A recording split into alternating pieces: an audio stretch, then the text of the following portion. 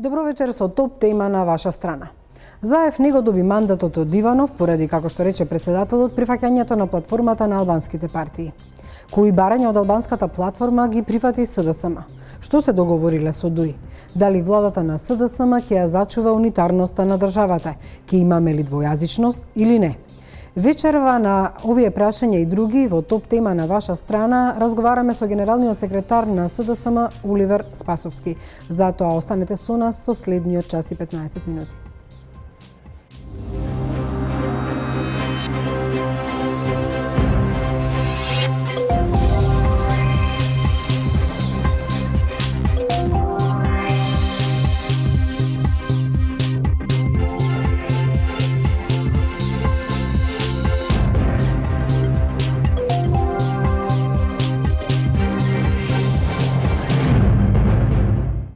Како што веќе најавив, интервју со генералниот секретар на СДСМ Оливер Спасовски. Добро вечер, господине Спасовски. Добро вечер. Дојдовте неколку минути по обраќањето на Заев во денот кога Иванов не го додали мандатот на председателот на вашата партија и председателот на вашата партија се изјасни дека тоа представува државен удар и ја внесува земјата Иванов во уставно државна криза, негирајќи дека 67 пратеници дале подписи. Што всушност значи овој државен удар? Од друга страна е надополнет со немири на улиците. Пред неколку минути репортерите јавија дека не отиде толпата пред СДСМ, затоа што доколку отидеше можеби состојбата ќе беше уште подраматична и ќе ескалираше.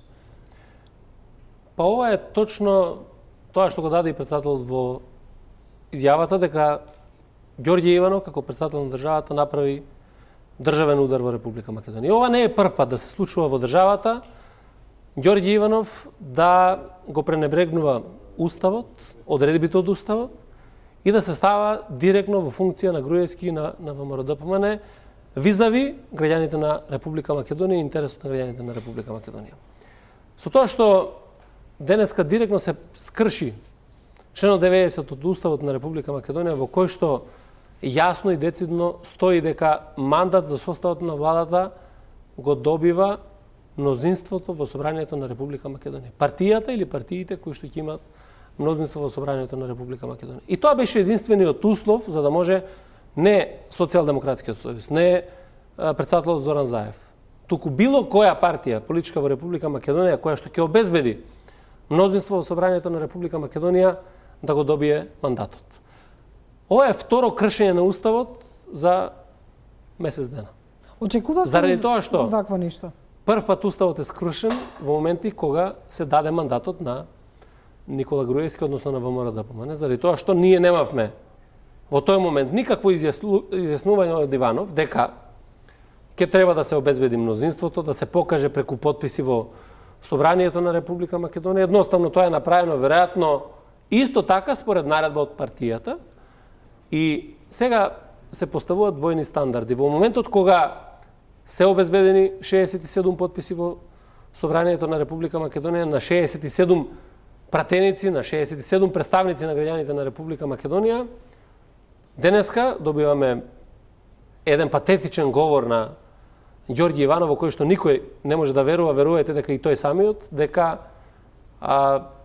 мнозинството не е мнозинство за него и дека добивањето на мандатот го прави од наводно процедурални аспекти, а тоа е некаков си рок од 10 дена, за да во вториот дел од одговорот кажува некаква друга суштина. Затоа е директен удар на уставот, директен удар на државата, на Република Македонија и директен удар врз граѓаните на Република Македонија. Она на што се повика и го даде своето мислење, како да го навести во претходниот говор во однос на тоа кому ќе му го даде мандатот кога ги побера подписите. Тогаш кажа дека ќе се грижи за уставот и за унитарноста на државата. Сега пак се повика дури и за загразување на независноста на државата според членот 308 од Кривичниот законник, во кој вели граѓани на Република Македонија кои ќе ја доведе Република Македонија во положба на подчинетост или зависност према некоја друга држава ќе се казни со затвор најмалку 5 години. На ова се повикува председателот и побара да се откаже СДСМ од платформата. Ке се откаже ли СДСМ од платформата?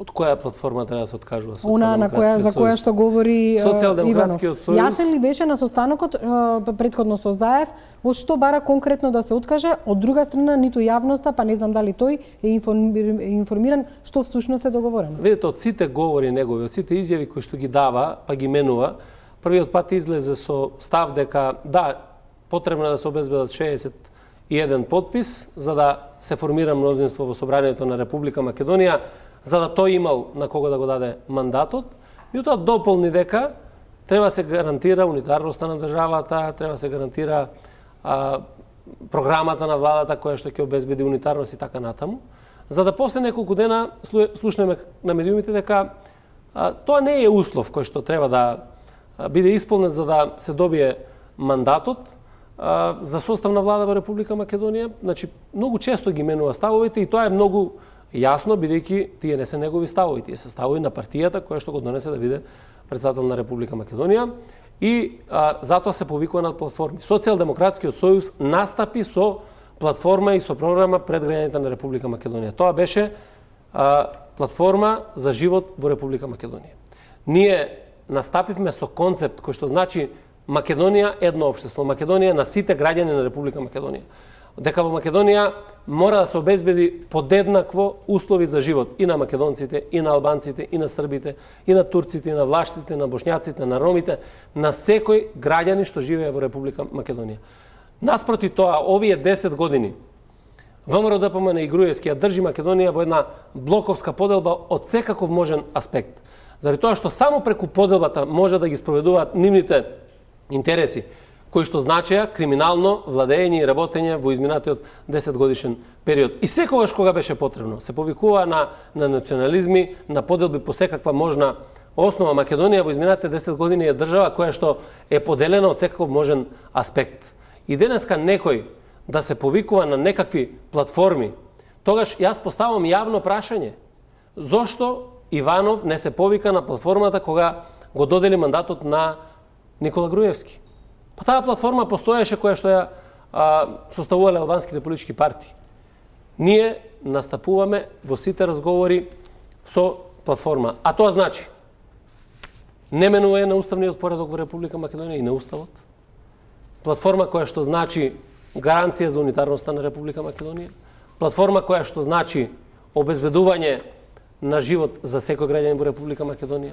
Платформа која што значи дека секој граѓанин на Македонија, без разлика која националност, која верска припадност, од која политичка партија, треба да биде важен за ова општество. Да обезбедиме на секој подеднакви услови. Платформа за економски просперитет и развој на државата, платформа која што ќе значи декриминализација на Република Македонија, платформа за реформи во македонското општество. Ова не е само проста промена на власт. Нам ни треба суштинска промена преку сериозни реформи на системот на државата и во воспоставување на нормален систем на владење во Република Македонија. Она што е најгорливо прашање и за кое што СДСМ според мене има вина во нетранспарентноста на водењето на сите овие преговори. Затоа што шпекулациите доведоа до тоа да граѓаните се во неизвестност и всушност не знаат како течат преговорите ДУИ и СДСМ, затоа што ова не е само преговарање за министерски места. Ова е многу повеќе. Ова е клучното прашање.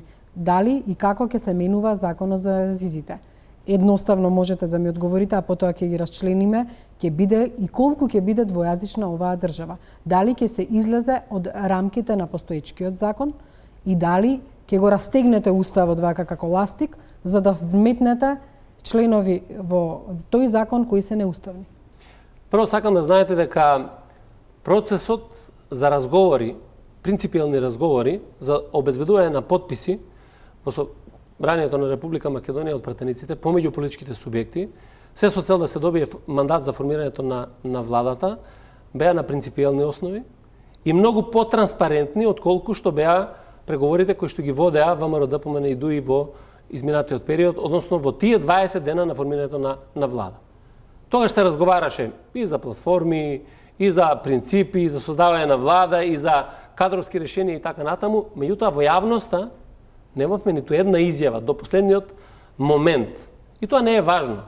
За мене како генерален секретар на партијата, како човек кој што пред се одговорен, е важно дека принципите на основа на кои што разговаравме е дека Македонија мора да биде унитарна држава, дека нема да има во ниту еден момент промена на уставот. Ја само ќе ве потсетам на изјавата и на председателот Заев дека ако е поцена промена на уставот за било кое прашање кое што ќе задира во интересите на Република Македонија, не ни се потребни 61 потпис. Меѓутоа, не можам тоа да го кажам заради тоа што ниту еден од оние со кои што сме разговарали не посочува дека треба да биде променет уставот во Република Македонија. Меѓутоа, овие наводи кои што се неофицијално, оти пак ќе кажам, нема транспарентност и не се знае што може ли сега во ова интервју бар да разјасните. Не, има. Еве точка по точка. Например, дали и како албанскиот јазик ќе се употребува во извршната власт и во легислативата? Затоа што, она што е шпекулација, двојазични материјали би се понудиле и во владата и во собранието, освен устни би биле и писмени, и сите нацрт закони или одлуката на владата би биле на албански јазик, а не и на исто така и писмено, со што истовремено би се ставило крај на пракса за неупотреба на јазикот во собранието.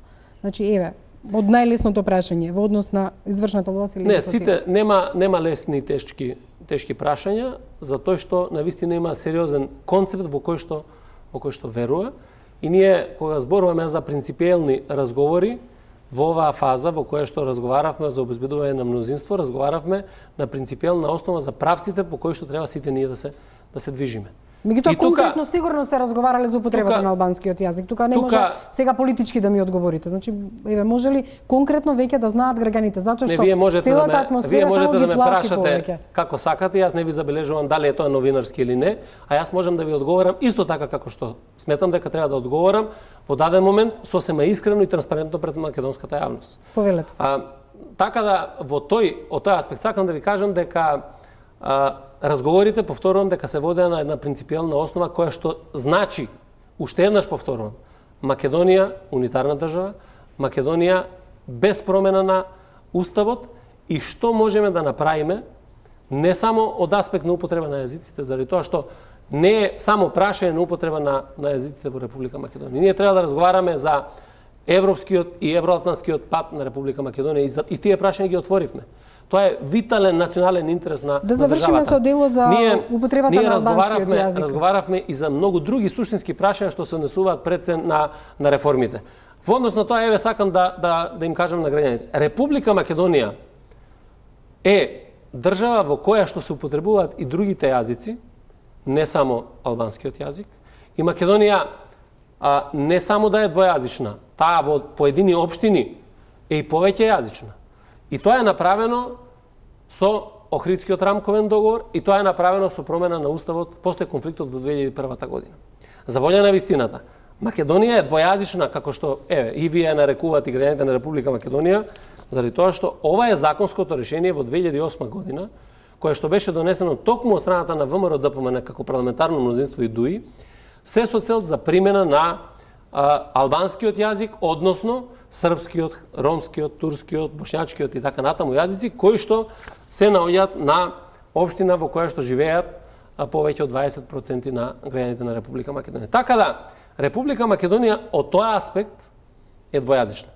Ова што вие кажувате во однос на... Извините, што ќе надополните, што ќе се надополни во овој закон? Што ќе биде ново? Во однос на ова што го кажувате во собранието, добивањето на материјали и така натаму, тоа е реалност и сега.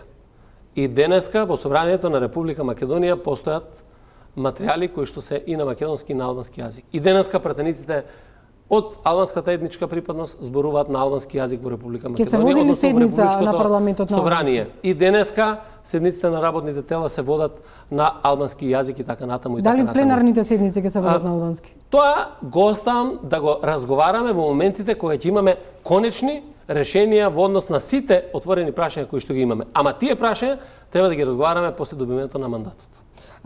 Еве, повторно прашање во однос на албанскиот јазик. Неговата примена во судството, дали го разговарате и кои се деталите во однос на ова? Дали евентуалните измени би значеле, затоа што имаше шпекулации и ВМРО тоа дека го нудел употреба на овој јазик на сите судски рочишта. Не само ако е судијата албанец и обвинетиот, да речеме, албанец и слично. Туку на сите судски рочиста каде што постои албанец дека ќе се одвива на неговиот јазик. И до сега тој имаше право на превод, секако. Меѓутоа, колку и каде ќе се прошири рамката на користење на јазикот?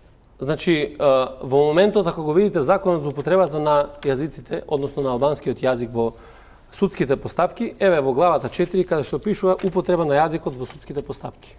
По актуелниот закон, ви имате детално разработени во членот 5, членот 6, членот 7, како се употребува албанскиот јазик во кривичната и прекршочната постапка. Како тоа се прави во парничната постапка. Како се прави во други постапки и друга употреба во судските и други органи. Како се тоа прави во општата управна постапка и на кој начин и така натаму и така натаму. Значи, нема ништо ново, апсолутно што не било предвидено во законските решенија кои што ги имаме овде.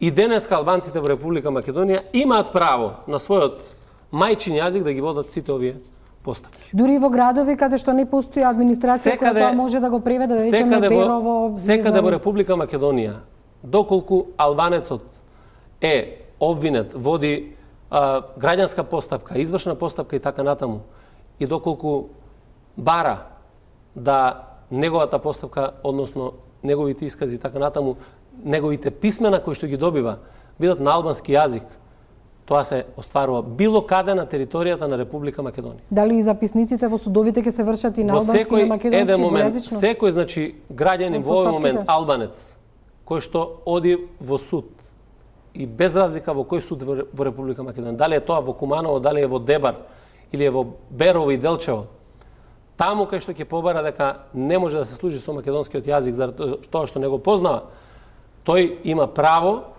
да добие преведувач и да ги добие сите писмена и во однос на овој јазик. Така да, од овој аспект на употреба на јазикот можеме само да слушнеме милион шпекулации кои што се шират во јавноста и кои што ги подгреваат само тензиите се со цел ВМРО ДПМН да ги одбегне собствената одговорност од ова недомаќинско, неодговорно владење во овие 10 години. Само да појасниме дали судските постапки ќе се одвиваат на албански јазик доколку судијата е албанец? Уште еднаш да ви појаснам дека судските постапки и во овој момент се водат на јазикот кој што го бара странката, а тоа е предвидено во овој закон. Ви реков дека за сите детали во однос на било која позиција или прашање кое што ќе биде отворено, треба од моментот на добивањето на мандатот да го разговараме и тогаш да излеземе пред македонската јавност за она што е договорено, што е програмата на владата и што треба да се прави. Јас сепак морам да прашам заради тоа што ситуацијата оди до таму да има големи протести, луѓето стравуваат од немири и затоа прашањата повторно ќе ги поедноставам и ќе се однесуваат точка по точка што би опфатил евентуалниот закон за јазици. Ама видете сега дали ќе опфати да речеме двојазичност на амблемите? Прашањето. Вие бевте министер за полиција. Дали нивниот знак ќе биде двојазичен? Вие сакате да водиме дебата на ниво на предпоставки. Не, на ниво на тоа што разговарате вие. Апсолутно на ниво на предпоставки ако ја водиме дебатата. Ние нема да допринесеме граѓаните да бидат спокојни и граѓаните да оваа тензија која што им се наметнува преку пропагандата на ВМРО ДПМН биде намалена. Добро, ќе го преформулирам прашањето. Дали разговарате за промена на јазикот на амблемите на полицијата? Ете ќе го преформулирам. Ние разговаравме за генералните правци кои што се однесува за формирање на мнозинство во собранието. И разговаравме за сите можни аспекти кои што треба да ги отвориме и детално разработиме од моментот на добивањето на мандатот. Дали разговарате на поедноставување на пристапноста на граѓаните од другите националности и јазици во однос на вадењето на личните документи? До сега беше само ако напишат барање дека треба на друг јазик да им гласи личниот документ, лична карта, дали по автоматизам, доколку тој по националност е ром, албанец, србин, ќе биде испишан личниот документ. Дали сте разговарале за вакво нешто? Ние сега во моментот имаме издавање на било кој личен документ, дали е тоа лична карта или е пасош, издавање на барање. Значи, и јас како македонец или било кој граѓанин на Република Македонија од која етничка заедница да е, кога треба да му се издаде нова лична карта или нов пасош, поднесува барање. Точно е тој кој што сака да има двојазична, пишува, наведува заради собственото барање, заради убеденоста дека треба да има лична карта или патна исправа која што е двојазична и може да биде албански, и на турски, и на српски, и на ромски и така натаму. Меѓутоа имате и луѓе кои што не сакаат да имаат двојазични ниту лични карти, ниту патни исправи, а не се македонци, односно припаѓаат на некои од другите етнички заедници. Значи тоа постои и денеска како меѓутоа дали ќе се смени по автоматизам или повторно ќе биде на лична желба? Дали сте разговарале за таква опција или не? Не сме отвориле такви прашања, дали е важно е дали го имаат граѓаните правото, а тие го имаат во моментот. Затоа реков дека во јавноста ВМРО-ДПМН, заскривајќи се зад ова нивно катастрофално владење за Република Македонија, уназадување на државата, она што Груевски направи сериозни негативни ефекти врз Република Македонија во овие 10 години. Ова што Груевски дозволи да преку 600.000 луѓе ја напуштат Република Македонија и сега сака да се заскрие зад некаков си патриотски чин, ние нема да дозволиме да имате и се дебатира за теми кои што денеска ги имаме. Ние имаме денеска двојазични лични карти, ние имаме денеска двојазични патни исправи, ние имаме денеска многу работи кои што се двојазични во Република Македонија и тука нема дилема. И затоа не можам да ги разберам поставувањето на прашањата од јавноста или од изманипулирани граѓани кои што велат ние доаѓаме сега да одбраниме Македонија од двојазичноста. Па како да одбраниме Македонија од двојазичноста кога таа денеска е двојазична? Ако отидете во државни институции, ако отидете на локално ниво, вие ќе погледнете дека Република Македонија навистина се употребува и вториот јазик, албанскиот, се употребува ромскиот, се употребува српскиот јазик. Куманово е општината од која што доаѓам, таа е 4-јазична општина. Службени јазици се македонскиот, албанскиот, српскиот и ромскиот јазик. Едноставно, практичната потреба на граѓаните да може да употребуваат. Еве, имам овде неколку и фотографии кои што ги носам со мене. Еве ги називите на улиците. Во подрачјата каде што живеат ова е во Скопје. албанци. Ова е во Скопје во центар. Ова е во Скопје во центар. Еве да ви покажам во Охрид, кај што нема 20%. Ова е во фондот за пензиско инвалидско осигурување. Таму се испишани називите на позициите кои што ги носат вработените и нивните имиња на македонски и на албански јазик. Ова е сега во моментот во Охрид. Ова ви е еве на еден контейнер на комунална хигиена, кај што стои на македонски и на албански јазик. Ова е еве уште еден патоказ. Еве ви ова е на една институција. Еве ги повторно патоказите кои што ги имаме. Да, за употребата на јазиците се еве ви на предпријатијата, јавното предпријатие се регулира и според законот за јазиците и според законот за локална самоуправа. Еве ви Македонска пошта. Не, ова ви го кажувам како аргумент, апропо. Не сакам да кажам дека е регулирано според постоечки закони и за локална самоуправа и за законот за јазиците. Меѓутоа и кој директор од која партија е некогаш и така регулирано овие што делот. Сакам да ви кажам една работа, значи е регулирано по законот, меѓутоа ако имате состојба во која што ако некој директор припаѓа на партија која што е од албанска националност тој директор, значи во Охрид не е регулирано дека 20% има, кога нема 20% албанци, дека треба да пишуваат на албански и на македонски. Меѓутоа директорот тоа го направиле. Тоа го направиле. Јас не гледам некаков проблем на тој директор на фонд на пензиско инвалидско или на било кој вработен во фондот дека се еве го исто така и фондот за пензиско инвалидско во Македонија. Еве го Министерството за локална самоуправа и така натаму. Дали значи сега унифицирање на ова, а не вака волја на директорот или на политичката партија што го држи? Дали ова треба да се унифицира? Да. Дали преку законски норми треба да се заштити македонскиот јазик? Да, заради тоа што неприфатливо е во одредени институции каде што тоа не може да функционира сега. Заради тоа што нема норма да имате надпис само на албански јазик, го нема никаде македонскиот јазик. Во минатата емисија нотиравме во Тетово ситуација каде што живее малцинско, да речеме, македонска население, не постои табла на македонски, постои на албански. Во Куманово пак од друга страна, која е 4-јазична општина, за разлика од Гостивар, не се спроведува во целост законот за локална самоуправа, односно граѓаните не им е толку овозможено да пристапат на својот мајчин јазик. Ова го покажуваат анализите и студиите, истражувањата правени во 2012-2013 година. Апсолутно, значи тие се вистинските прашања кои што треба да дадеме сите ние одговори, треба да дадеме конечно решение во процесот на разговорите.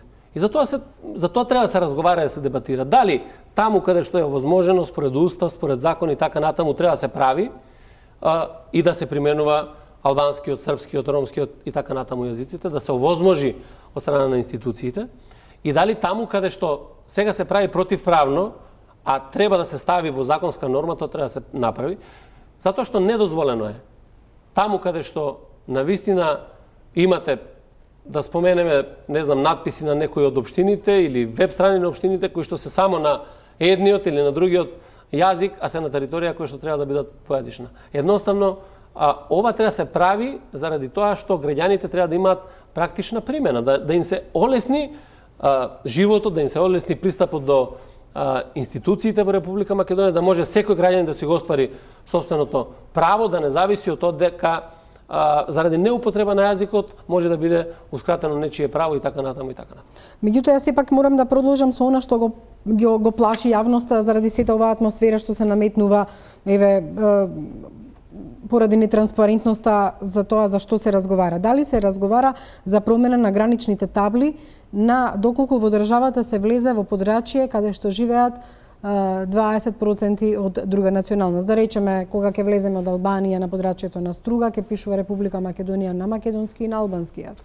Значи, јас ви кажав дека сите детали за било кое законско решение треба да ги допрецизираме и разговараме во рамките на дали има можност за вакво нешто? Влада. Бидејќи сега не е предвидено во ниту еден закон. Јас не би го отварал сега дали е тоа можно или не е можно. Јас имам можеби собствен личен став, меѓутоа тоа треба да биде доведено низ разговори. Затоа ви кажуваме што сме разговарале. За генерални насоки, за принципи, за европскиот и евроатлантскиот пат на Македонија, за реформи во правосудството, за декриминализацијата, за Македонија како унитарна држава, за Македонија како едно општество, за сите граѓани, за правата на секој граѓанин во Република Македонија, за живот на граѓаните во Македонија. Тоа се началните теми. Инаку и денес како влезете, не знам, на Скопскиот аеродром, вие можете да видите на македонски, на албански, на турски, на англиски и така натаму, зависно од тоа што институцијата, односно предпријатието има интерес, пазарен интерес, за тоа што има луѓе, патници кои што доаѓаат на тој аеродром и едни и други, и за да може да се разберат, друго сега, да се разберат. Не, ова го кажам како пример на институција, не е во однос на граничните премини. Ние разговараме, значи ви реков, не разговараме сега за детали, јас зборувам само за практичната потреба на било кој од граѓаните. Верувајте дека ако нема практична потреба за таа работа, ако нема законска можност, ако нема уставна можност во рамките на уставот тоа да се случува, тоа нема да се случува. И тоа се крајни небулози кои што се шират во јавноста. Не знам, ќе се учело албански, децата ќе учеле во училиштето албански сите, не знам, ќе имало казни за тоа што не знае албански јазик, не знам, ќе пишувале во Делчево, Берово, Виница и така натаму. Апсолутна лага и манипулација која што создава само дополнителни тензии и конфликти во македонското општество наместо да се смирува ситуацијата. А зошто тоа се прави? За да се заштити владеачката структура во Република Македонија од она што го правеле во изминатите 10 години. Сепак имам уште 2-3 конкретни прашања во однос на употребата на јазиците, апропо тоа што, например, дали ќе се менуваат банкнотите. И сега веќе задираме во оние делови што се и обележија на државата, да речеме. Дали ќе и бидат и тие двојазични?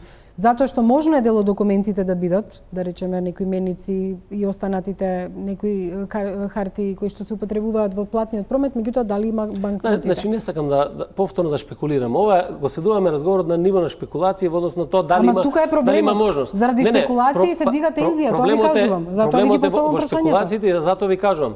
Се дига тензија и се случуваат немири. Ако има генерално разговарано околу правците за мнозинството, и ви кажувам дека нема детали во однос на која состојба, не знам, за милион прашања кои што се отворат во има милион, например, дали ќе се смени химната, дали ќе се смени грбот, дали ќе се смени знамето, сите тие прашања задираат во обележјето на државата и во уставот. Дали ќе се смени уставот, дали ќе се смени не знам што. Тоа се поставуваат милион прашања сега во моментот. Не, ваквите промени би задирале во уставот ако се менува химна, знаме, затоа ви кажувам.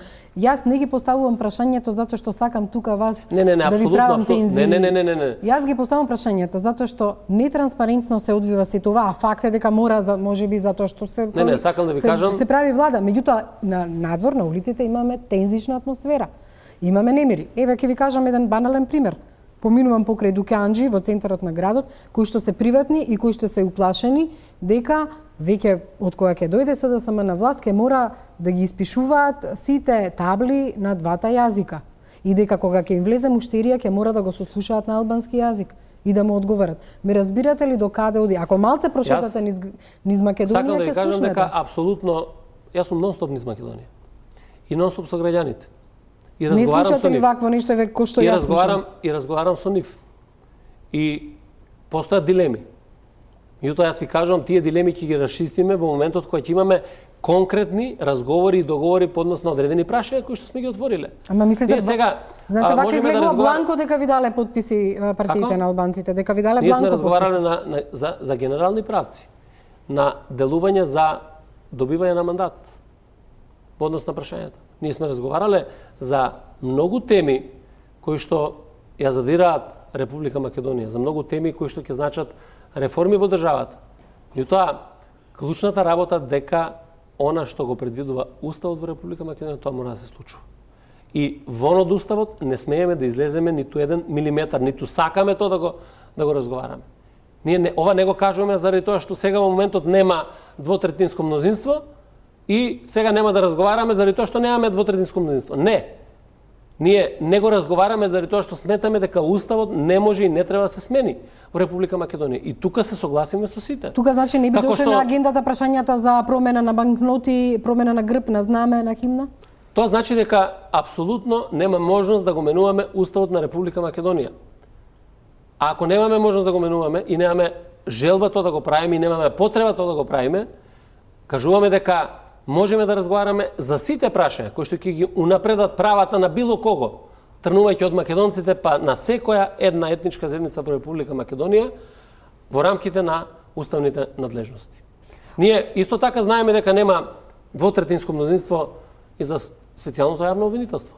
И ние тоа го поставуваме како прашање и ќе бараме и ќе разговараме со политичките субјекти дека мора да имаме разговор околу ова прашање и мора да профункционираме заради тоа што се работи за правда. Тоа сакам да ви кажам во однос на политичката воля. Не случајно гледам во телефонот затоа што го читав предмалку статусот на Артан Груби, кој што по недоделувањето на мандатот од страна на Иванов нагласува во својот Facebook статус дека платформата не е исто така како што и вие велите, не задира во Уставот и не бара уставни промени, туку овозможува, еве ќе дадам еден дел, дека заедничката изјава на албанските политички партии во Македонија е изјава напишана во Скопје од страна на албанските партии во Македонија и изјава за една европска Македонија и дека бараат само еднаквост и дека отделните точки од таа изјава на албанските политички партии извираат од изборните програми и дека нема никаков начин за федерализација, ниту кантонизација, ниту пак поделба на земјата. Од друга страна, пак ќе се вратам на барањето на Иванов да се откаже Заев од платформата. Тогаш ќе му го даде мандатот. Може ли да се откаже Заев од това зашто еве сега вечерва пола емисија разговаравме? Јас навистина се прашувам од што ќе треба да се откаже претседателот Заев или Социјалдемократскиот сојуз?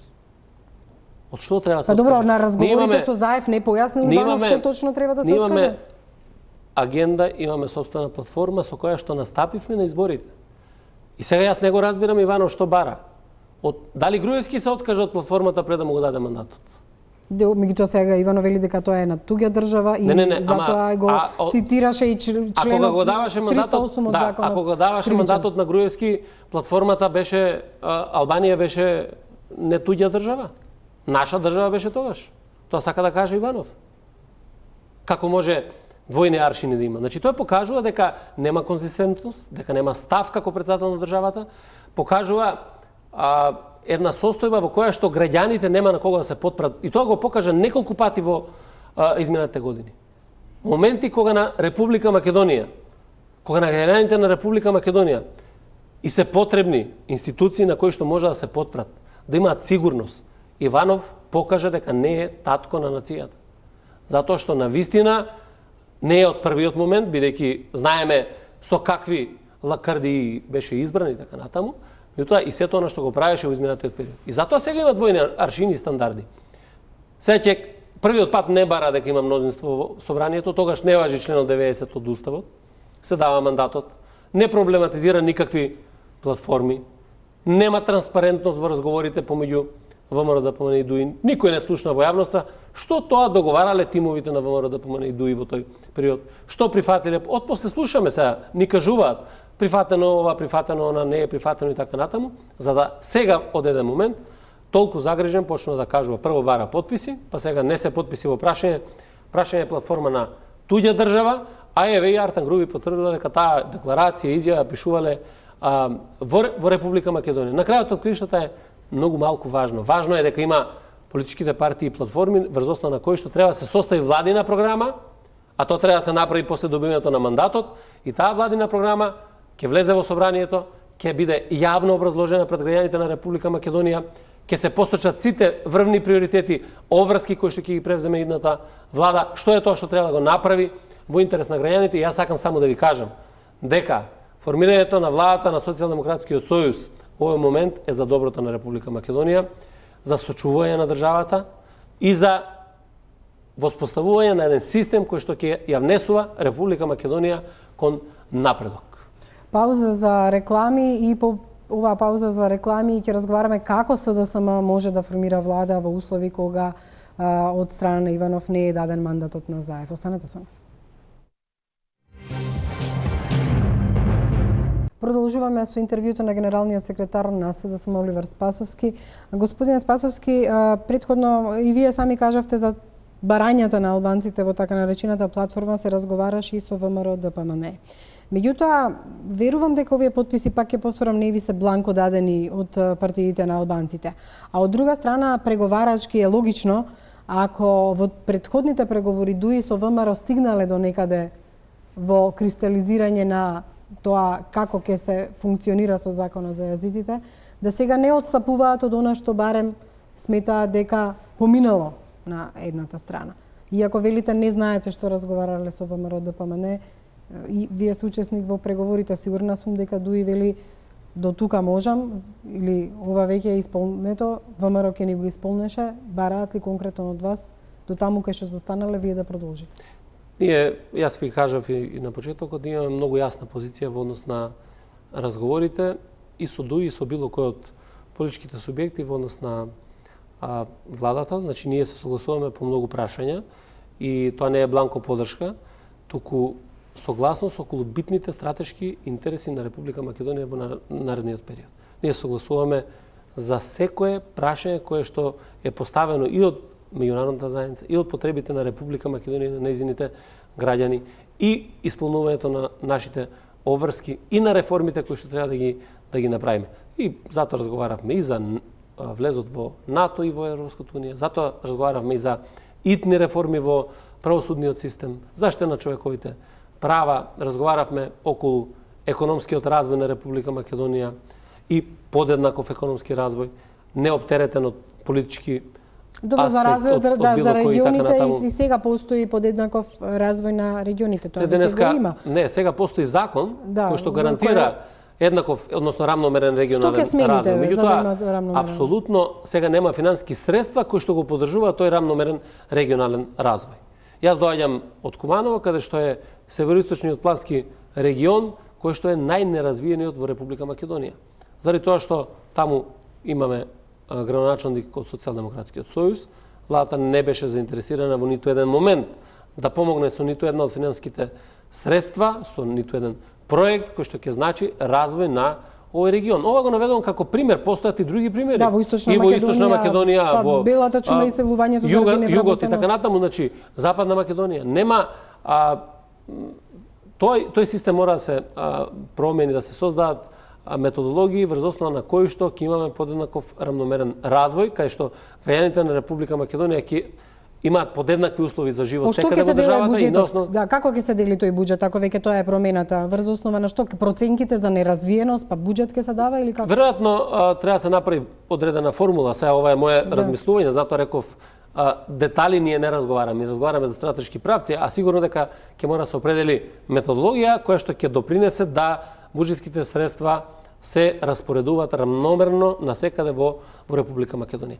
Ние што имаме сега во изминалите 10 години? Имаме еден проект Скопје 2014 година, кој што е криминален проект, кој што беше проект за да можат финансиски средства да се црпат од буџетот и да се складираат на приватни сметки или во приватни джебови, на сметка на тоа има во Република Македонија или ако сакате и во Скопје места кај што нема основни елементарни услови за живот. Јас бев и сум избран пратеник од втората изборна единица. Па вие погледнете во Газибаба. Јас доаѓам од таа општина. Руралната средина. Точно знам што се случува. Камник. Па вие немате основна инфраструктура за живот. Погледнете ги местата населени во општината Бутел, Кучевишка бара, Радишани, огромни населби кои што се уште немаат или канализациона мрежа или водоводна мрежа. Погледнете Источна Македонија, луѓето немаат водоводни мрежи, канализациони мрежи и така натаму и така натаму. Тоа е обврска на државата да створи еднакви услови за секој граѓанин на Република Македонија. Многу впечатлива беше изјавата на луѓето во Арачиново кога се сврте вниманието на јавноста како е можно Социјалдемократскиот сојуз да победи во Арачиново. Вистината ја кажаа луѓето кои што зборуваа пред камера. Апсолутно не гласавме нити за кантонизација, нити за федерализација, ниту тоа не интересира. Ние гласаме за канализација.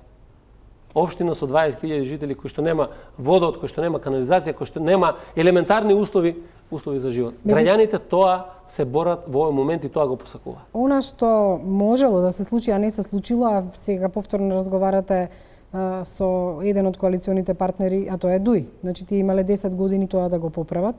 Како вие, како преговарачеве и како дел од тимот, им возвраќате кога ќе побараат нешто што можеле да го направат? Значи, можеле да ги подобрат условите во регионите, можеле да побараат буџет, можеле да побараат примена на законите кои што ги има. Законот за јазиците и за локална самоуправа кој го регулира јазикот и се тоа. Видете, ние А не го направиле тоа. А сега бараат можеби промена на амблеми и на... Ние во изборната кампања говоревме многу и се свртеме кон иднината и тоа е принципот на кој што и преговараме со партиите. Ама примерите само со ВМРО ми ги давате, а не со ДУИ, а и ДУИ беше во влада 10 години. Не, ние ги амнестираме и ВМРО, ДПМН и ДУИ во однос на ова 10 годишно владење.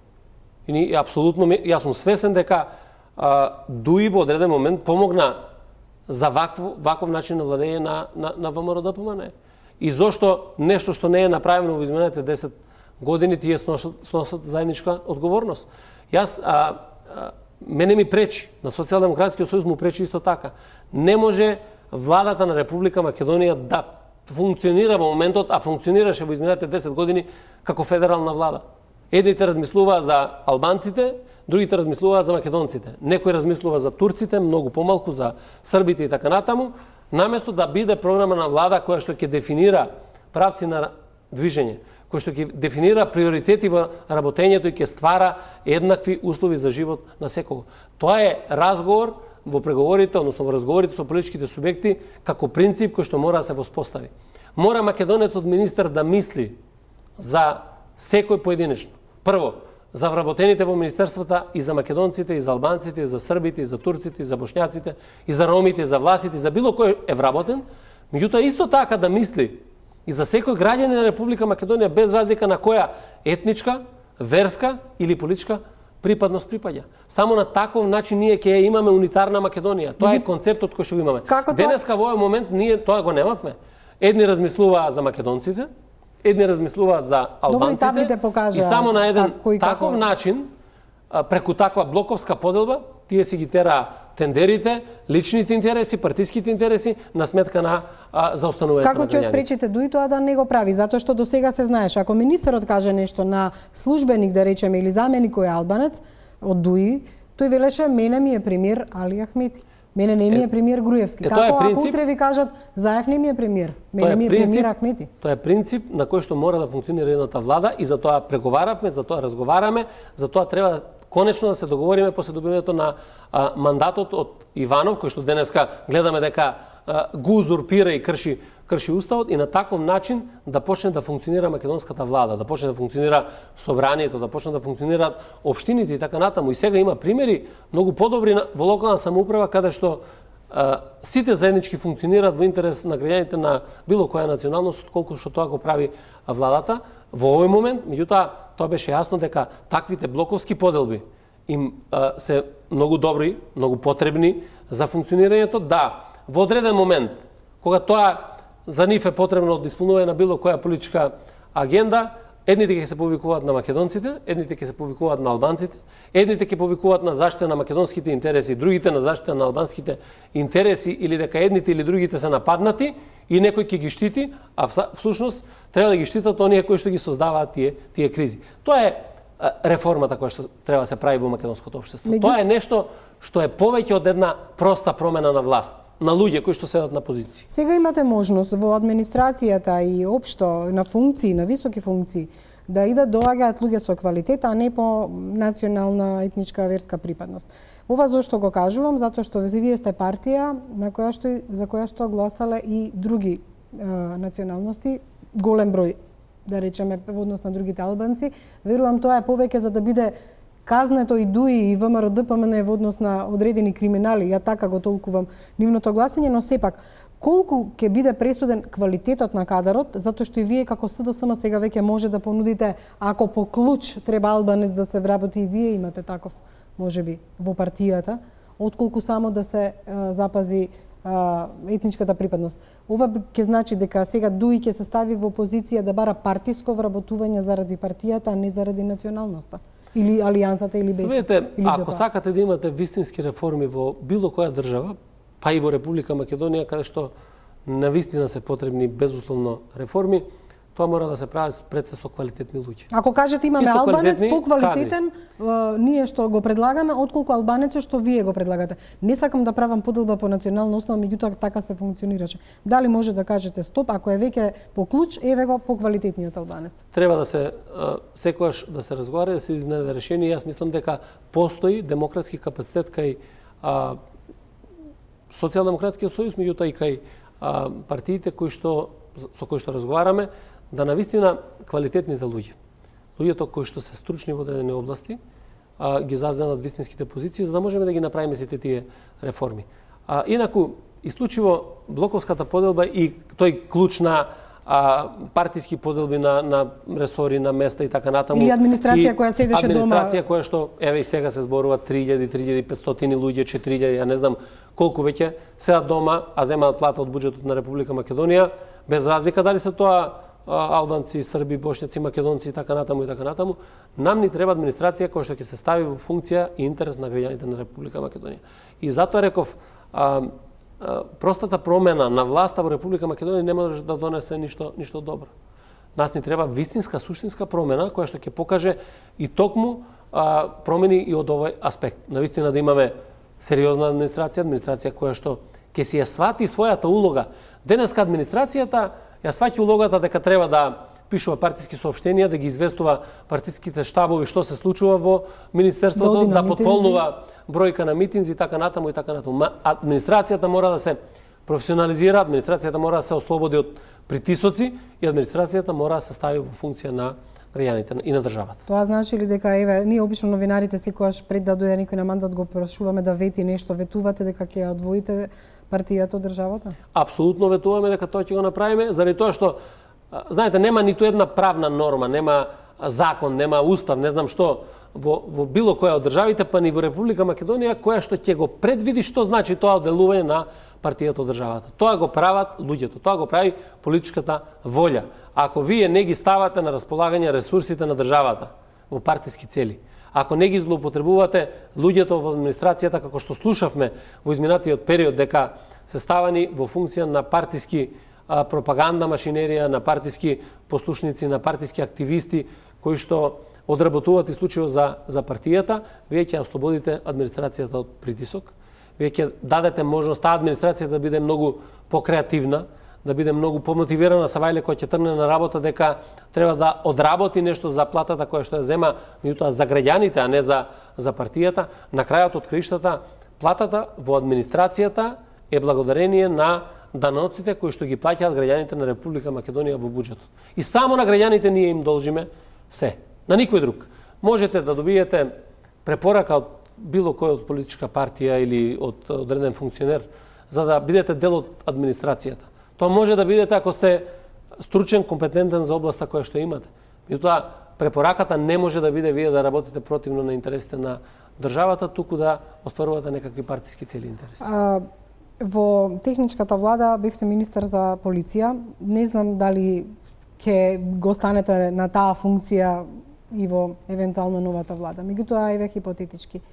За правење на коалиција потребна е и доверба. Меѓутоа, колку вие имате доверба во луѓето од ДУИ кои што до вчера работеле со ВМРО ДПМН и за кои што можеби во време кога бевте министер имавте сознанија за криминални действија и ќе се случува ли да поведете истраги и да апсите и луѓе од таа партија кои што се огрешиле од законот. Затоа што општиот впечаток е дека ДУИ секако е во коалиција и повторно ќе се спаси од гонење за криминал. Прво, владата во која што бев министер беше влада во други услови која што значеше организирање на избори фер, демократски, да создаде услови, минимум услови за да се одржат таквите избори. Ние ги завршивме изборите, се знаат изборните резултати, се дадоа оценките во однос на тие избори и така натаму. Сега воопшто, лично, кога говорам персонално, воопшто не ми е важно и тоа е работа на мандатарот кој што ќе одлучува за составот на идната влада. И тоа не е приоритет за Република Македонија, не е важно дали одредена личност или поединец би бил министер, туку да бидат луѓе кои што ќе знаат да ги засукаат ракавите и да доработат нешто добро за Република Македонија. Кога зборуваме во однос на довербата се гради. И ако воспоставите принципи дека квалитетни, честни, одговорни луѓе кои што не се вмешани во криминални активности треба да бидат дел од владата, тоа треба да се практицира и понатаму. И третата работа, треба да се воспостави систем. Ниту министерот за внатрешни работи, ниту било која од политичките партии не апси. Тоа треба да го прави системот. И за луѓе кои што се огрешиле од законот, кои што прекршиле одредени норми, не треба да има заштита од никого, без разлика од која политичка партија потекнува. Тоа значи таков систем би се гонел криминалот на луѓе кои биле во претходната влада. Апсолутно, тоа го понудивме како концепт пред изборите. Без разлика кој од која политичка партија е, доколку направил било кој криминал ќе мора да одговара. Меѓутоа, за тоа ни треба судство кое што е независно, судство кое што ќе си води работата во интерес на државата и на тој начин да не се испраќа порака дека некој може да биде заштитен и никој ништо не му може заради тоа што е близок до еден или друг политички субјект или до еден или друг лидер, туку напротив, секој да се плаши од системот. А со таков начин на функционирање, со таков создаден систем и одговорноста кај носители на функции ќе биде многу поголема, одговорноста кај граѓаните ќе биде многу поголема, меѓутоа и ќе се врати вербата во институциите на системот. Денеска немате верба во институции на системот. Денеска луѓето знаат дека може да направат било какво кривично дело, меѓутоа ако се блиски до владачката структура, ќе може некој да ги спаси, да не одговара за тоа што го направиле, или обратно, некој да не направи ништо, туку да одговара заради одреден хир, политичка припадност и така натаму и така натаму. На тоа мора да се стави точка и да се гради довербата и помеѓу партнерите, меѓутоа таа доверба мора да биде базирана на овие принципи. Ниту помалку, ниту повеќе, туку принципи кои што ќе ја штитат Република Македонија и нејзините граѓани. Денеска Ахмети бил во СДСМ, меѓутоа дали во тој момент ја знаевте одлуката на Иванов и зашто се разговараше со Ахмети? Денеска беше господинот Ахмети разговара со претседателот околу принципите, ние ја слушнавме подоцна одлуката на Иванов кој што ја соопшти на дали разговарале за кадровските решенија евентуално, мислеле дека ќе одат во една втора фаза од преговорите, па веќе и за ресорите и за кадрите?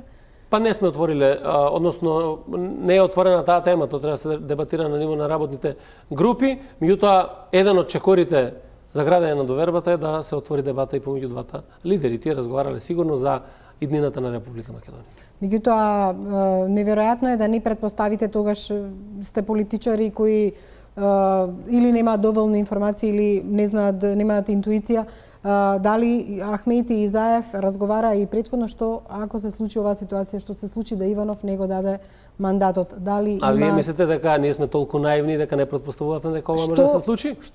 Што најдовте како решение? Тоа ви е како да кажам, заклучок кој што е далеко од реалност. Добро, тога што предвидовте? Во целиот овој период на затоа мене е чудно да со Ахмети не е разговарале на таа тема, затоа ви кажувам. Сигурно е разговарано што понатаму ако вас се случи. Овој период на водењето на оваа битка за рушењето на овој автократски режим во Република Македонија, знаеме со кого имаме работи, знаеме дека е можно да бидат носени нерационални противуставни одлуки така натаму. И што е следниот чекор? Следниот чекор ќе го објавиме во моментот кога сметаме дека треба да биде објавен, а ги имаме разработено сите можни сценарија во однос на било каква одлука да се донесе. Искрено сметавме дека одговорноста на Иванов кон државата, кон Република Македонија ќе биде на едно повисоко ниво и дека ќе покаже барем малку загриженост за државата во овој момент, меѓутоа се потврди дека партиските директиви, одлуките кои што ги носат во Белата куќа се многу поважни од иднината на државата. Пауза за реклами, одиме во завршница на ова интервју.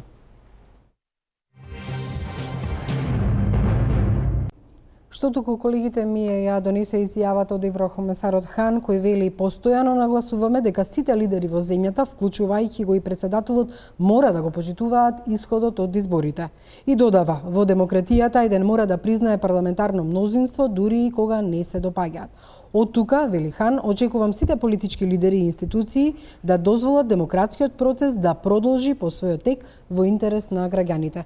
Ова е тоа што го е најново, меѓутоа денеска Иванов чинам ќе го интерпретирам како да кажа дека странците не смеат да се мешаат. Што и да кажат, тој не прифаќа. Утре доаѓа Могерини. Значи ли тоа дека јас не можам сега да толкувам што тој мислел, меѓутоа очигледно дека Иванов нема намера да послуша што велат представниците на Европската унија. Видете, ја едно знам дека Иванов ќе прави тоа што ќе му каже Груевски во МРДПМН во заштита на структурата која што владееше во 10 години од власт. И тоа се покажа неколку пати во јавноста. Реков дека таа институција председател не е институција на која што може да се потпрат граѓаните. Не е прв пат да отворено се спротивставува, односно ги напаѓа, не знам, одредени дипломати, Европската унија, дека некој ни се меша во државата, а никогаш да одговори кога тој ќе се замеша во државата. И кога тој ќе завземе одреден став, како председател на Република Македонија да каже да, јас овде се мешам и сакам Република Македонија да се движи повој. Добро, тој кажа дека некои надворешни сили владеат во Македонија, меѓутоа не ги објасни. Јас повторно да се вратам. Знаете, тоа е како со некој тие веројатно заради тоа што се дружат со гатачки, па како со некој човек кој разговарате, да, има некои надворешни сили кои што влегуваат во вас, ви прават проблем. И така и тој. За сета неспособност, за сето криминал што беше овие 10 години, за уназадување на Република Македонија, уништување политички и економски план, разнебитување на државата, подели во државата, наместо да се покаже како институција која што може да обединува, да биде трезвен во одреден момент, да донесе одлуки кои што ќе ја вратат Република Македонија на вистинскиот пат, секогаш е најлесно да се повикуваме на надворешни сили кои што ние уништуваат државата, а наводно тој не брани од некого. Со оглед на тоа дека не го даде мандатот, и постои опција и таа ја дискутираме од уште кога не се формираше владата ВМРО ДПМН и ДУИ и кога беше известно дека вие ќе собирате потписи, меѓутоа она што не се направи е не се конституираше до крај парламентот, односно таа конститутивна седница. Сега, дали вашата партија ќе работи заедно со потенцијални владени партнери, коалициони, да се свика собранието и таму да се довери мандатот на мандатарот за да почне да се формира влада. Дали денеска со Ахмети тоа е разговарано или дали воопшто по оваа ситуација е крена телефонот да се направи мнозинство парламентарно што тоа може да го стори? Прво сакам да ви кажам дека парламентот е конституиран. Значи не е неконституиран. Меѓутоа председателот не е избран. Седницата конституирана не е завршена, а меѓутоа уставната одредба кажува и деловничка дека парламентот е конституиран со верификацијата на мандатите. Кој ќе освика сега собранието? Затоа го постави прашањето, затоа што председателот не е избран. Заради тоа што Велјановски сигурно не.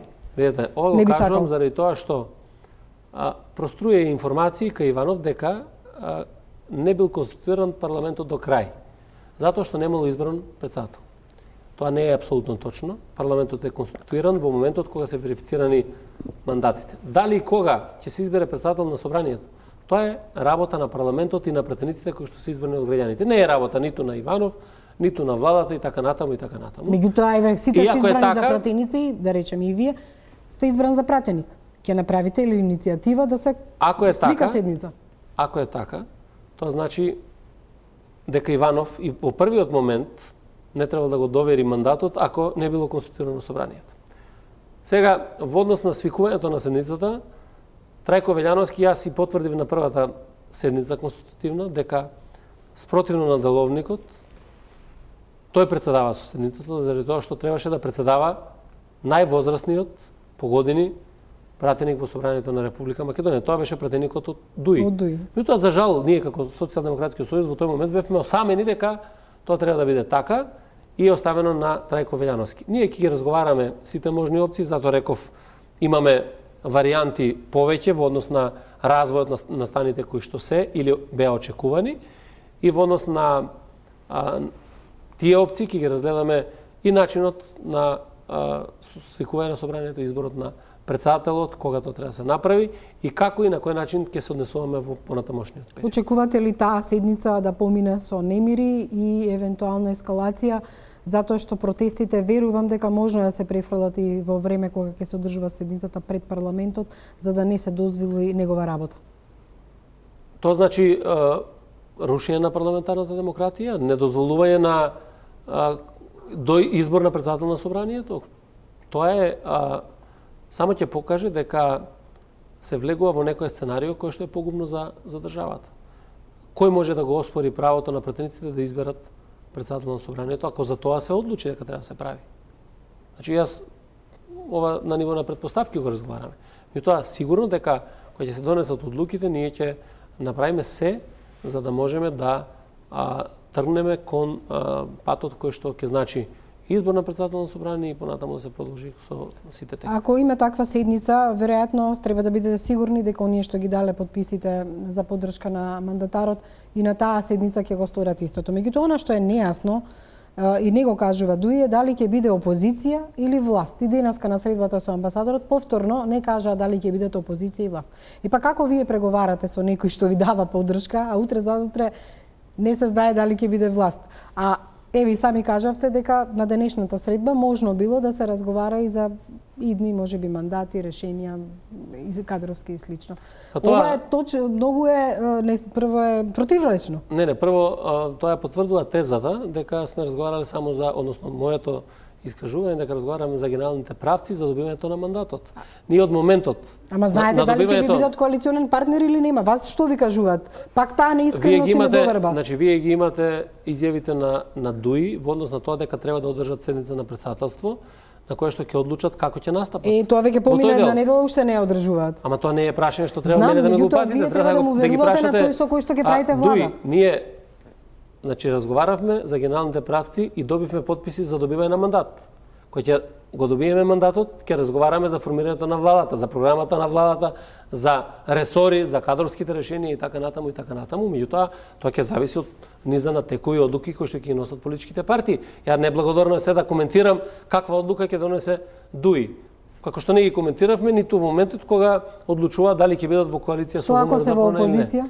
Тоа ќе видиме како ќе постапиме во тој момент, дали ќе бидат тие во опозиција или не, тоа ќе го покаже времето, меѓутоа ние сега разговараме за состојба во која што ние го немаме мандатот, поднесовме сите подписи уредно за да се добие мандатот за формирањето на владата, а формирањето на влада од страна на мандатарот ќе значи разговор со политичките субјекти во собранието во однос на составот на владата, на итните приоритети кои што ќе има владата, на владината програма, сето тоа треба да биде представено во тој момент. Минатата недела, а сега денеска го прислика во својот одговор Иванов, барањето да се откажете од платформата. Груевски исто така кажа во едно свое соопштение дека бара од СДСМ да се откаже од нејза, а и тогаш би дала поддршка како партија на вашата влада. Дали воопшто за сето ова време е разговарано на релација Груевски-Заев или дали воопшто тие покажале интерес за некаква македонска платформа или од кога видоа дека им пропаднаа разговорите со ДУИ, дали се обидува да направат такво нешто, затоа што покажа една великодушност за поддршка на владата на Социјалдемократскиот сојуз на Македонија од завршувањето на изборите, преку добивањето на мандатот на Груевски, 20 дена разговори со ДУИ, во однос на сите прашања што ги разговарале, ја не знам кои ги разговарале прашања, меѓутоа слушаме сега од ДУИ дека освен специјално јавно обвинителство, се друго е прифатено и разговарано. Па вие имате Ивона Талеска на Сител телевизија во која што кажуваат сите барања од платформата на албанците се прифатени од страна на Груевски, вечерва ќе ја формира владата. Веројатно тоа е во една еуфорија искажано. Тоа ние тоа не го коментирав. Во ниту еден момент, додека го имаше Груевски мандатот и ВМРО ДПМН, ниту јавно, ниту лично разговарале со некого да понудат опција дека е можно да се формира некаква си влада помеѓу Социјалдемократскиот сојуз и ВМРО ДПМН. Прашање е друго, сега колку таа влада е добра за Република Македонија, што треба да се прави. Тоа е сосема друго прашање. И тоа сега во моменти кога виде дека неговиот коалиционен потенцијал не е голем, односно е никаков и не може да создаде парламентарно мнозинство, пробува преку јавноста, демек пред граѓаните на Република Македонија, тој ќе се прикажува како жртва, човекот кој што ја уништува Македонија, со години сега наједнаш треба да станува жртва која што секој граѓанин на Македонија ќе го жали со тоа што он е жртвата, само нека се формира владата, јас ќе направам се за да се формира таа влада, не ми ги треба албанците во Република Македонија, треба да се трнат на страна и така натаму.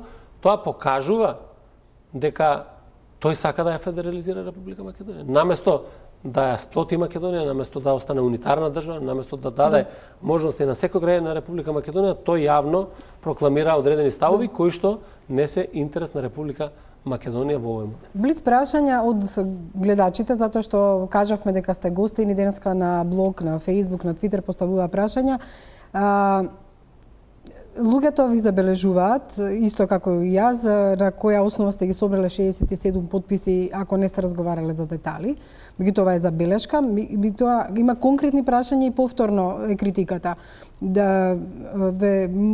Едно прашање, точно да одговорите дали банкнотите ќе бидат двојазични. Верувајте дека сите прашања се сведуваат повторно на истото. Значи, во тој момент, кога ќе имаме детално решение, во однос и на Закон за употреба на јазици и не знам, за било кое друго прашање, дел од владината програма, точно и прецизно ќе знаат граѓаните на Република Македонија што е тоа, што е договорено и што е тоа што треба да биде реализирано. Александра Велковски има едно логично прашање. Значи, вие сакате да кажете дека доколку ви го дадат мандатот, дека е можно да се договорите за се и да смените се?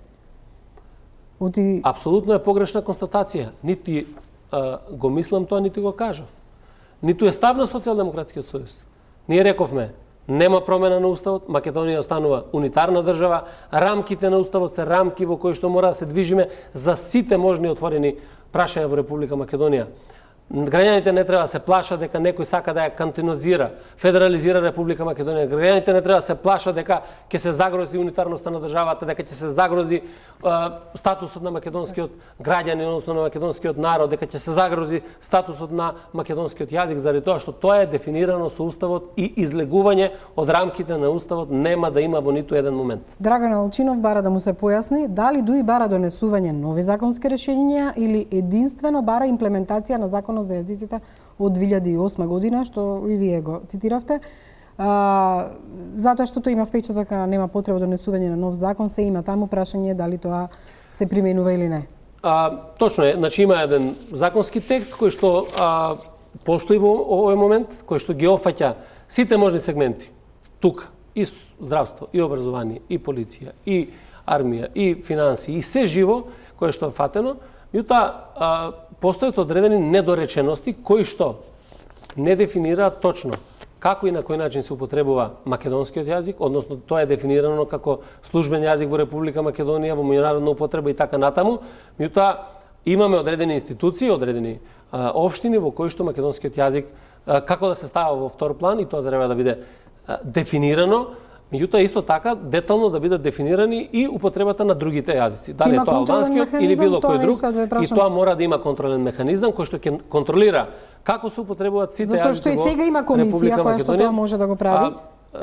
Сега постои Совет за македонскиот јазик во Министерството за култура, кој што треба да го контролира како и на кој начин тоа се Ќе има ли казни од 2 до 5000 евра? Треба да има. Прашувам брзо затоа што има ли казни, значи треба да има казни за секој еден кој што не применува законска норма, односно кој што не го имплементира уставот и настапува спротивно на одредбите. Тука нема дилема. Знаете како е фамата? Ќе има ли казни за оние што треба да дадат објаснување на албански, а не го прават тоа, ама ќе има ли казни за оние што не го преминуваат македонскиот, а е службен јазик? Значи тоа е манипулација со граѓаните, ниту може да се предвиди казна за некој што не знае албански јазик, ниту е тоа намерата. Никој апсолутно, ниту од албанските политички субјекти, тоа го соопштувате во јавноста. Не, дали службениците во администрација ќе бидат казнати доколку не одговорат? Не, апсолутно никој нема обврска македонец, србин, турчин и така натаму да го знае албанскиот јазик, ниту некој тоа го бара. Никој апсолутно тоа не го бара, ниту е обврска во администрацијата. А ќе бидат ли казнати оние што не го преминуваат македонскиот јазик, а согласно уставот е службен јазик? Значи тие раководители на институции кои што нема да применуваат било кој од јазиците, дали е македонскиот, албанскиот, српскиот, турскиот и така натаму, во институциите во кои што треба да бидат применувани согласно со уставот и со законот мора да бидат казнети заради тоа што мора да се воспостави норма и ред. Инаку погледнете сега имате институции, ајде земеме општина Гостивар. Кој таму македонецот што работи во општина Гостивар го тера да зборува на албански и да се обраќа на албански така. Никој апсолутно тоа не го бара. И затоа реков дека граѓаните на Република Македонија се манипулираат во одреден момент, се со цел да има одредена заштита на криминално работење на актуелната власт. За крај, господин Спасовски, ќе излеземе надвор, нема протест, меѓутоа утре може пак да има. Напочнавме за интервју со назнаката дека ова е државен удар. Со оглед на тоа што не кажувате конкретно што ќе се случува, веројатно тоа на централен одбор и нешто ќе се договарате, меѓутоа како еве ќе ги смирите граѓаните дека нема да ескалира состојбата, дека вие ќе се грижите за зачувување на Македонија да биде мирна пред се и да имаат спокоен живот, и дека на улиците ќе нема тепање на новинари или на граѓани кои не мислат исто со оние што протестираат. Јас повторно ќе кажам, нетранспарентноста ваша доведе до многу шпекулации, подгревање на атмосферата, протести, пароли кои што можеби не соодветствуваат со реалноста, меѓутоа народот се плаши. Уште еднаш ви кажувам дека тој процес беше воден транспарентно во таа мера колку што можеше да биде воден транспарентно. Ќе бидете ли сега транспарентни да ви уверите дека нема потреба да Јас ви кажувам дека нетранспарентен процес беше процесот помеѓу ВМРО, ДПМН и ДУИ. И ниту еднаш никој граѓанин во Република Македонија не постави прашање во однос на тоа дали е транспарентно или не е транспарентно. Првата работа. Втората работа, Социјалдемократскиот сојуз и коалицијата ќе се однесуваат сосема одговорно и тоа го покажуваме сите овие 27 години дека Република Македонија и интересот на граѓаните на Република Македонија се во прв план. Затоа повика и претседателот сега во изјавата, Зоран Заев, дека мора да бидеме смирени, мора да бидеме на висината на одговорноста, дека не треба да повикуваме или да подлегнуваме на било какви провокации. Апсолутно не сега, туку години назад повикуваме дека мора да се осудат и најостро ги осудуваме нападите врз новинарите. Меѓутоа не само нападите врз новинарите, туку и цензурата која што се воведе во Република Македонија. Нешто за кое што мора сите заеднички да се избориме во натамошниот период. Македонија мора да биде стабилна. Денеска институциите во Република Македонија се во рацете на ВМРО, ДПМН и ДУИ се уште, како влада која што функционира. И тие се одговорни за зачувувањето на редот, на мирот, на имотот на граѓаните на Република Македонија и тоа треба да го гарантираат во секој еден момент. Доколку било што се случува, а институциите на системот кој што ги предводи ВМРО, ДПМН не реагираат, тоа е удар врз државата и удар врз граѓаните на Република Македонија. Социјалдемократскиот сојуз, како и секогаш и сега ќе направи се да имаме атмосфера која што представува врвен интерес за граѓаните на Република Македонија и на тој начин да има и брз и мирен трансфер на власта во Република Македонија. Тоа е клучна демократска предпоставка за било која држава. Се надевате ли дека ќе се случи тој трансфер на власта во некој разумно време? Трансфер на власта мора да има ако навистина постојат луѓе, постојат гласови, постојат граѓани кои што се представени преку пратениците во Собранието на Република Македонија кои што порачуваат дека мора да има промена на власта. Без разлика дали на некој му се допаѓа тоа или не, без разлика дали Иванов ја посакува владата на Социјалдемократскиот сојуз или многу повеќе ја посакува владата на ВМРО, ДПМН, тоа е нешто што мора да се почитува една основна демократска вредност и предпоставка. И во тој дел граѓаните мора да бидат спокојни, мора да бидат мирни, мора да бидат на висина и на собствената одговорност, заради тоа што апсолутно во ниту еден сегмент не е загрозена Република Македонија, нејзината унитарност, ниту обстојување како држава. Сите тие теми се само наметнати за да се спасува некој од криминалот и состојбите кои што ја доведоа Република Македонија во овие 10 години. Господин Спасовски, ви благодарам за ова интервју. Се надевам дека во иднина ќе имаме информации во однос како се одвиваат процесите и дека исто така и граѓаните. Ја благодарам многу и во секој момент, како и до сега, Социјалдемократскиот сојуз ќе биде транспарентен за секој еден детал и во разговорите и во практицирањето воопшто на политиката во Република Македонија. И вам, почитувани гледачи, ви благодарам за вниманието на овој интервју. Останете со Телма.